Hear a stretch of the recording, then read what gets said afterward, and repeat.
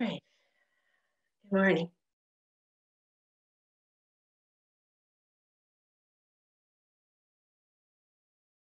I see a little more adjusting. So good. Good. Everyone's getting settled.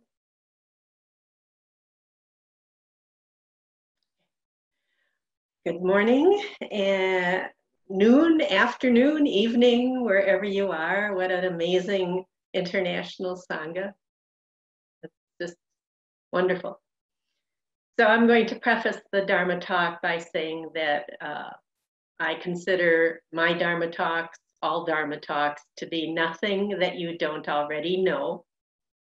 And I am simply here to remind you of what you might have forgotten. So take this as a Zen pep talk. Get you all riled up for the next week. So yeah, way to go. Which, yeah. So the topic, we're supposed to now give these Dharma talks names. So the title of this was The Spiritual Revolution, and we'll talk about that shortly. I just want to share that I was very ill for a while, a few weeks ago. Actually, the illness lasted about 6 weeks. And I spent a lot of that time doing horizontal zazen. Lots of sitting, almost a free sesshin where I got to sit a lot. And I, during that period of time of illness, I encountered 3 kenshos. So kensho is a lovely word. It's the name of one of our priests, but actually it means a small awakening, a revelation. So during my illness, I had 3 kenshos, and so I'm going to share them with you now. The first kensho was that during my illness, I had a nonstop cough, and I could not stop for the life of me. It kept me awake for days. I was exhausted. And I was so grateful for the practice because the practice is to just be, just this. And so I changed that to be something that would help me. And it was just cough, just cough. And not to get greedy, because our practice is about getting rid of greed. I wanted to stop coughing. I want to be well. I want. And that's greed. And so what a lovely practice. I learned to just cough and just be. And I didn't need any more suffering, I'll tell you that. So that came in handy. Just be. The second thing that happened, my second kensho, relates to our morning service. So I've been chanting the morning service for about 15 years. And one of the things about the service is that at the very beginning, a lot of the sutras didn't make any sense to me.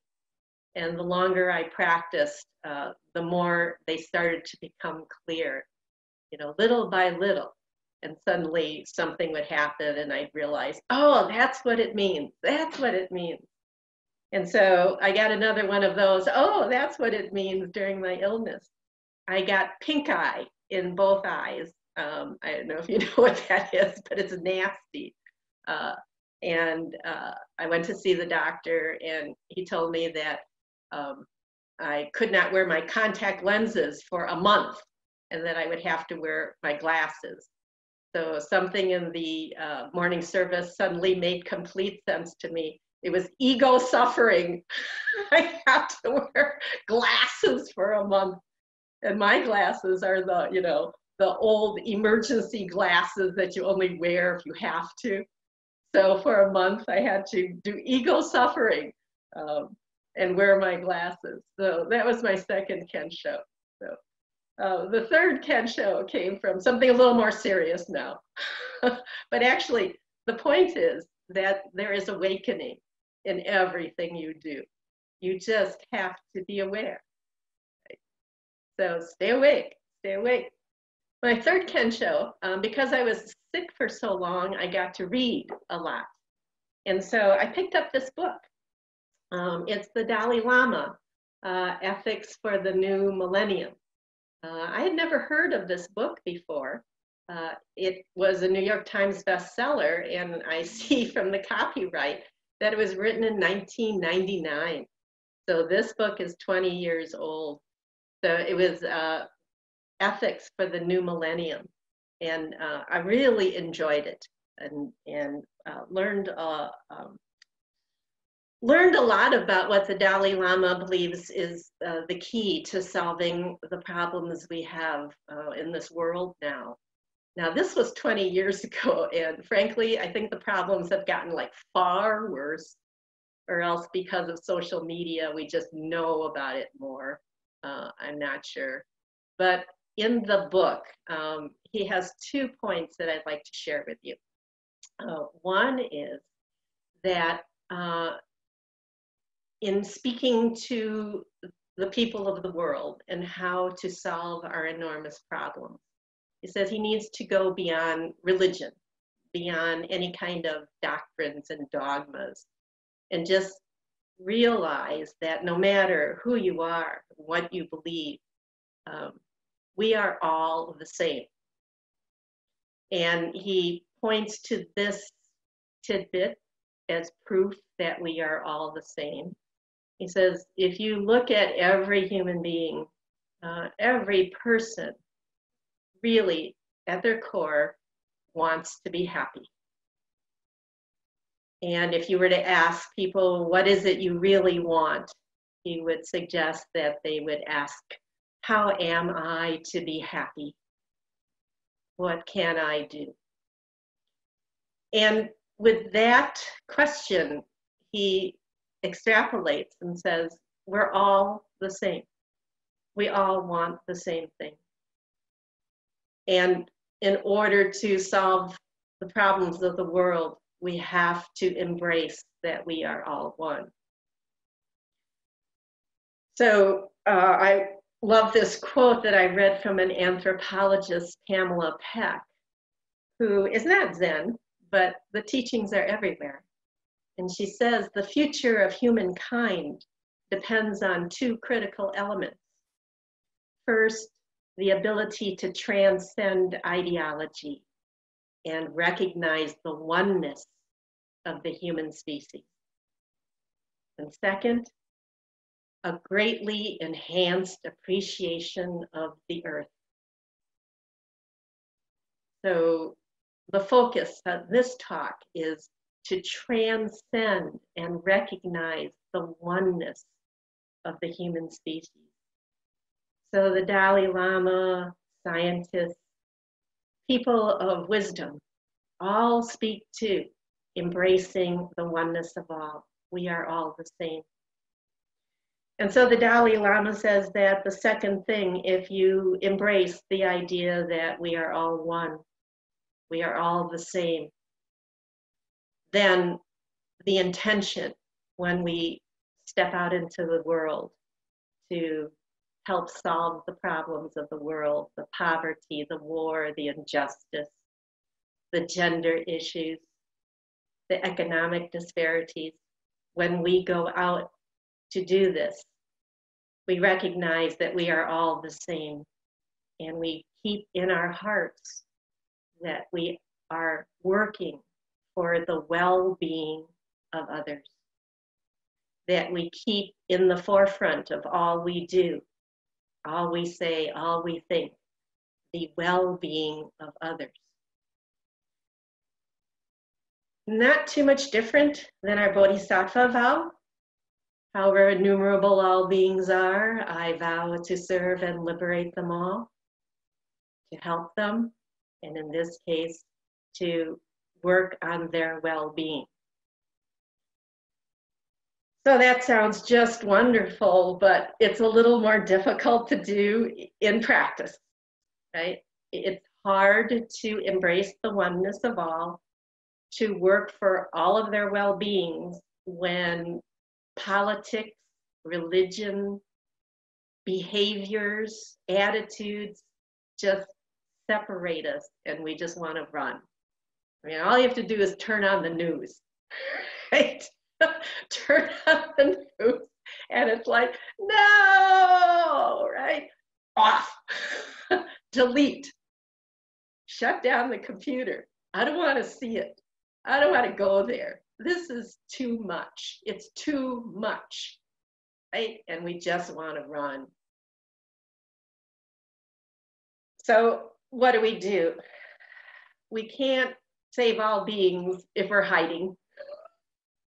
We can't embrace oneness if we don't want to look at you. Right? So we have a fundamental problem, and that's where our practice comes in, this Zen practice. If indeed you commit to the Bodhisattva vow, if you wish to be able to embrace all beings as one and to work for their well-being, then we need to do some work on ourselves. We need to transform ourselves so that we can step into the world with a clear mind and heart. So, how do we do that? Well, on a real practical level, you are all here in the Halabone Sangha, and we have available for you wonderful teachings from Jumpo Roshi. He's leaving as his legacy, his Mando Zen. And if you have experienced it, my invitation to you is to go back and go deeper into the Mando and understand your negative emotional reactions, understand your desire to run away, to hide, to react in ways that separate you from people instead of connecting you to people. Go back and Mando again. Go deeper and take that teaching into your being completely. And just not say, oh yeah, I did Mando. Right? It's like, be Mando, live Mando. And every time there is some negativity in you that wants you to separate from humanity, look at that. What is it? Break down that wall, open the gate, find out, dissolve, and come back. Come back to your open, compassionate heart. So Mando is a wonderful teaching, and it will assist you in being able to face some of the terrible challenges and challenging people in the world. The second thing I would say that you could consider doing, besides the Mando practice, since you're part of the Halabone's Rinzai Zen order, is to study yourself constantly, right, with this information. Master Dogen says to study the way is to study the self. To study the self is to forget the self. And to forget the self is to be enlightened by all beings in the universe. To be enlightened by all beings in the universe when you let go of self.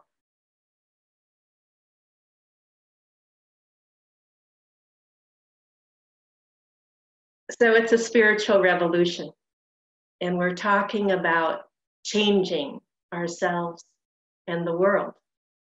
It's a call to arms, but really it's a call to hearts,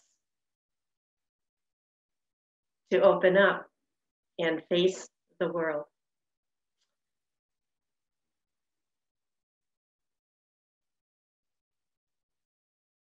So I'm going to digress a little bit and tell you a story.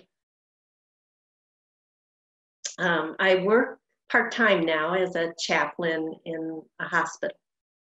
And it's been an incredible blessing to be able to be with people when they are at their lowest and sometimes their worst. And, I had an experience that gives me such hope for this spiritual revolution. We had a situation where a young person was dying, and the family decided to donate organs.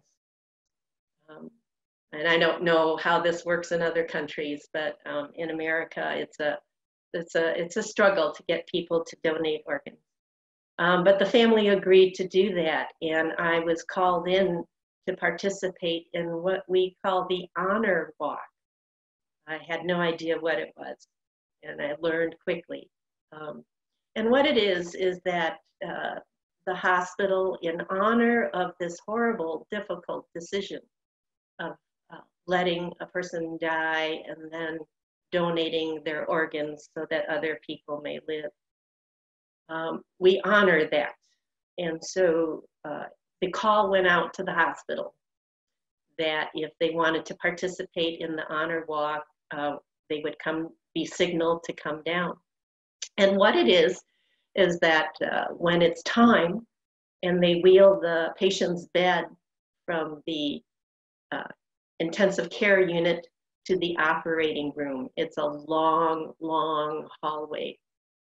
And what happens is the hospital staff lines both sides of the hallway from the patient's room to the operating room. And when it's time, there's a procession. The patient is wheeled out of the room. The family is right behind the bed, the doctors, the nurses, and I was there as well. And we came out of the room and we turned the corner, and I was just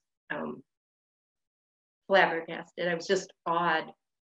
There were over 200 people lining both sides of the hallway, and it was complete silence. People were holding hands. Some people were crying. And the only sound as we wheeled the bed down this long, long hallway was the mother who was crying. And as we slowly moved down, I saw my third Kensho. I saw the spiritual revolution.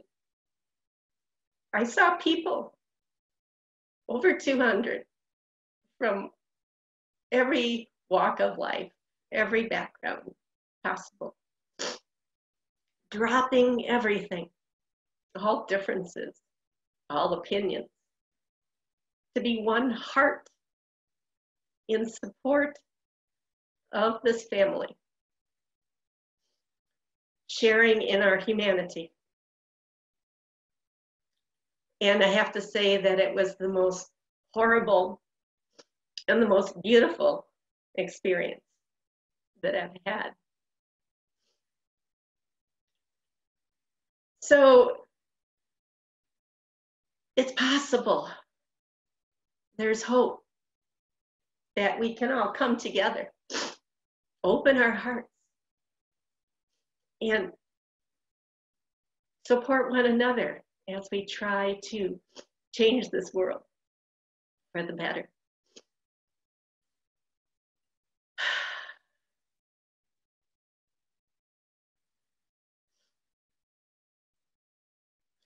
So, another Zen story, and I'll close shortly.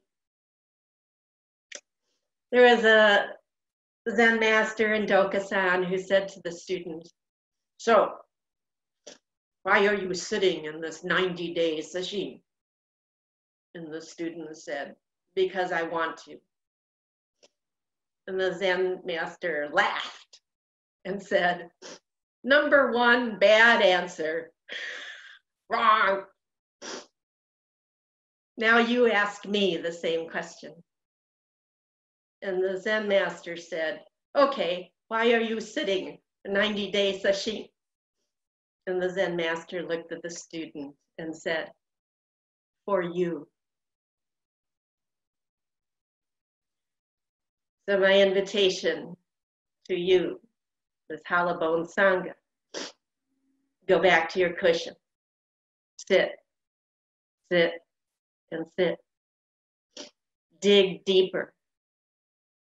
What is it you need to clear so that you can be fully present for this terribly confused, sick world? We need you. Dig deeper. Go deeper. And as you keep going deeper and deeper, I'll tell you this.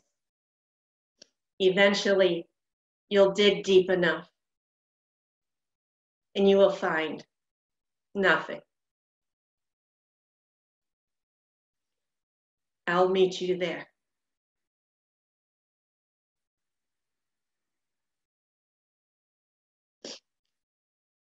One last story and I'll be done. I love stories. There's